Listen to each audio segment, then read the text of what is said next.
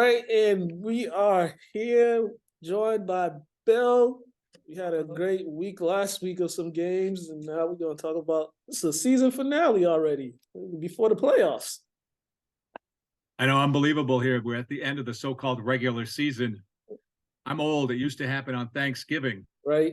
but now it's different. But whatever. I get it. Got to change with the times. Yeah. So what are we here to talk about? The game of the week coming up here? Yeah, we got some games of the week. Well, we'll talk about the prep game real quick before we get into all that. I know your biggest question going into that game was you wanted to see how good St. John's Prep was because of like some of the games they played and some of the teams they played. And yeah, they've shown they're really a football team, and they slowed down. They slowed down an offense that was putting up a lot of points. It's I asked that question, and I thought it could go at both ends of the football against a team like CM. You're concerned about your defense, you're concerned about your offense, but I mean, I think they did things offensively that were so good on the running game. It's unbelievable how with the oh my God, the jumbo package. Yeah, well, they got that package, but anyways, the running attack was unbelievable, and then the defense was also unbelievably great. And so on top of that, and their game planning, which you had pulled out in your post-game interview with Coach St. Pierre after the game, nailed that as well. So they schemed it, they planned it, they executed it. And now I looked at the D1 MIA rankings that are out this week, the latest ones, and they're number one. That's not a surprise necessarily, but here they are. They're back. They're in the driver's seat after this weekend. There's no doubt about it. And they're definitely. And he told me, I think after the LaSalle game, he told me once they get onto October, that's when he wants to see how they've improved, and this is when they should be playing their best football, and they're definitely playing their best football. The one thing they did do, they gave up one big play. They gave up that one big play in that game, but the young quarterback for Catholic Memorial, he really couldn't get nothing going. They were all over him. And considering how good of an offensive line Catholic Memorial has, the prep front seven really got to him and didn't make it anything easy for him, or they didn't make him comfortable at all into trying to find his receivers. The one time they did protect him, they got that big pass play, but besides that, it was a tough outing for that offensive line for Catholic Memorial. Yeah, they did things that they needed to. They won places where they won, they needed to win. And I always look at a team like CM or some of these other teams. You figure teams that can score on big plays, then you think, well, you've got to get more than 2 touchdowns to beat them. And that's really what happened for St. John's Prep. They got the additional touchdowns, and they had. But CM could have picked up more, could have got another score, I think, here. That wouldn't have been out of the question. But nonetheless, it was a game that I don't think a lot of people saw coming from St. John's Prep, because they did play their best game of the year. They put it all together. And to their credit, fantastic effort by them. And they're, like I said, they're now in the D1 driver's seat, I think. And that's a little turn, I think. I think it was kind of more wide open, a week or so ago, but maybe not so much right now. Yeah, definitely. And I think they're much more complete team than they were at this point last year. I mean, last year's team, they became complete when the playoff rolled around. This year's team, they're more complete. They've been more consistent the entire season. Last year's team, they picked up their stride late in the season. They got to be careful, though. They're playing a top BC team this Saturday on the road. They're ranked number 7 in the MIAA rankings in D1 BC High. So they got to be careful about that one, coming off a huge win like they did. But, I haven't paid much attention at all to the rankings until just this week. I just started to look at a few of them today, to be quite honest with you, because I think this is now when it becomes important, obviously. Yeah, definitely. There's a lot of great games this week with a lot of implications for the postseason that we got.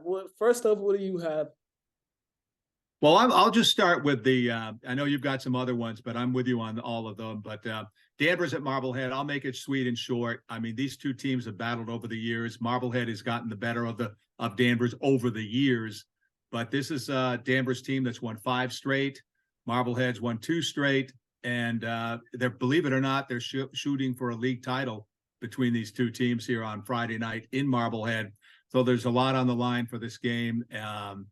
And so it's almost like a pick 'em, to be quite honest with you. But Marblehead, there's another team. Marblehead still looking to play much better football than they did to start the season, and maybe they're on their way to doing that. And they're a very dangerous team. Yeah, I was about to ask you that because they've had a this season is not going like it's been going the past couple years with the slow start they've had this season. How have they been able to just pick it up the last 2 games or so that they've been winning? Well, I think the schedule's probably helped them a little bit, but on the other hand, take nothing away from them. I think that they're getting stronger. They've had a lot of injuries. They've moved a lot of players around this year, and so they could be getting healthy, and they're at home, and believe it or not, like what are they, 2-4 overall? But those 2 wins are in the league, and they're 2-0 in the league, so they're shooting for a league title. So if they're not pumped up this Friday night, then I don't believe that they won't be. But both teams are very pumped up and looking forward to this game. Yeah, well, the game. I have a couple games circled, but the first one, Lim Classical, going to Everett. This game, and I just looked at as you said, you looked at the rankings today. I looked at them today too, and I saw Everett was at 16. I think Classical is down to 18 or 19. So this game has heavy implications for both teams. If Everett loses, then there's a possibility they might not be playing in the postseason.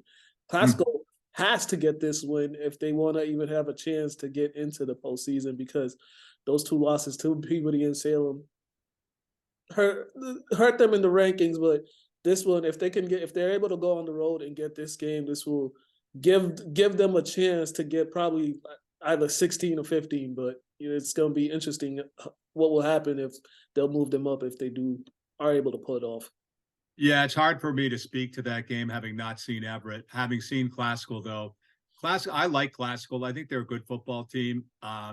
They probably feel they have better football ahead of them from even the games that they've played.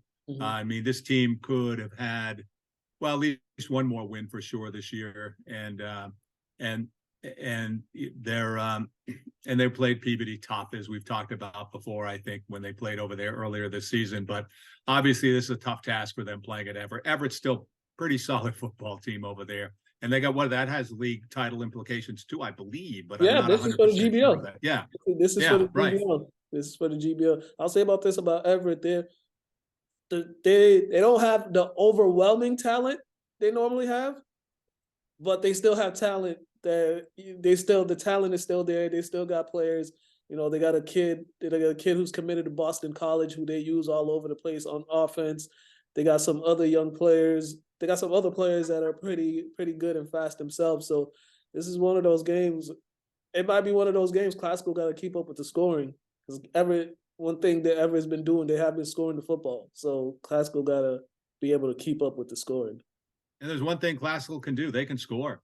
They can score. Yeah. So how about Peabody at Salem? Peabody at Salem. That's another one. Salem, I know they just let one slip away against Winthrop. They had that game. They were up 13-0. They're up 19-13 with about a minute left. It's I don't know if it was 4th down or 3rd down, but it was a minute and some change left, and a breakdown in coverage to give up the big play, and Winthrop was able to escape with the 2019 victory. Meanwhile, Peabody, on the other hand, they've just been steamrolling everybody. They've been on a roll. Another big big victory over Gloucester last Friday. And the thing Salem needs to do, they got to find a way to contain Batista. That's been the guy that's been wrecking shop for Peabody. And if Salem wants a chance to come out with the victory on the road for that one, they got to find a way to contain Batista. I was at that Salem Winthrop game, and I'll tell you, Salem had their chances to put the game away late in that 4th quarter.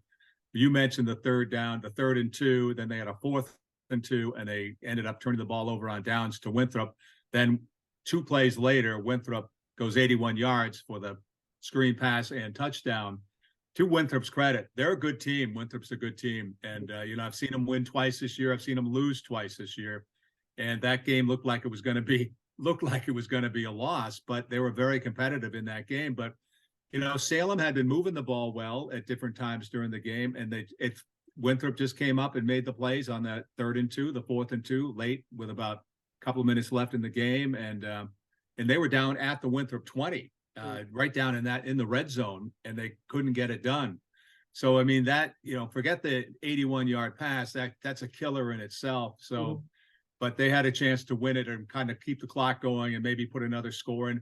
They were looking to make it a 2-score game in their favor, and then they all of a sudden, a minute later, they're going to lose the game. So it's just a crazy turn of events there. And I think Salem, had to rebound. They'll have to rebound out after that.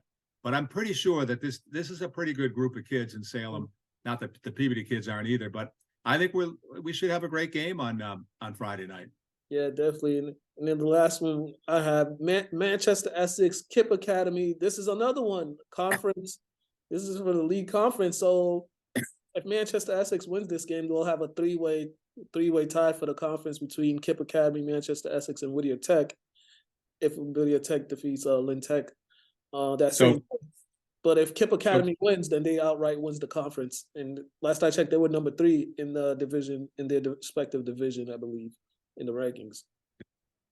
Well, Kip has won the big games during the course of the year, and we started off talking about how you got some championship games coming up this week, and this is like another one, right? And so, I mean, Kip has answered the bell every time that it's happened for them this year. So, you wondered whether this team could reload and come back, and it looks like they have. But I mean, that's a great matchup, Manchester Essex at Kip, and that's Saturday afternoon. Yeah, and Manchester Essex, a high-powered offense too. So we have 2 high-powered offensive teams going at it, and I think the last couple of times these 2 teams got together, it's been pretty entertaining.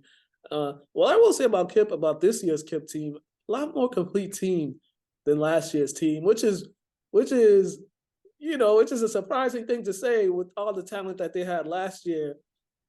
But this year's team is a lot more complete for I don't know what, but it's just a lot more complete.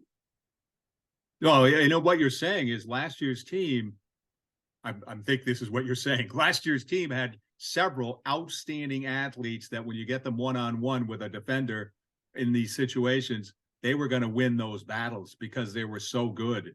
This year, they still have some good players, but they also have they can complement it better. The line probably is a lot better this year than it was a year ago, and that's huge for anything. So, and I think it's the same way kind of with the Prep. I mean, the Prep had some standout players a year ago. They're more of a complete team right now. It looks right now. Yeah. And they had to run last Saturday. I don't know why I'm drifting back to that game, but they probably could have passed too, depending on what they were being given. So, that's, you're right about Kip. And unfortunately, I don't know a lot about Manchester Essex this year, but I know that, they've obviously had a great, very competitive season themselves. I just know they put up 63 points in a game. So any team that puts up 63 points in a game, you gotta definitely have to keep an eye on them. Which games will you be covering this week? Well, I think I'll go to the St. Mary's game on Thursday night at Manning Field as they play host to Archbishop Williams, and then at the Marblehead Danvers game on Friday night. I would consider going to the Salem game, but it's Halloween weekend in Salem, so I may, I could backpack up there maybe. You know what I'm saying? The game's in Peabody. I think it's in Salem. In Salem? Yeah, I have it in Salem. Okay. But, yeah. So, and there's always been over the years that magic about playing Salem on Halloween weekend or leading up to Halloween. So you never know. Maybe there's something happening. Maybe there's some powers going on. Some witches flying overhead and casting some spells or whatever. So Peabody better watch it with those spells. I'm telling you, that's what I got.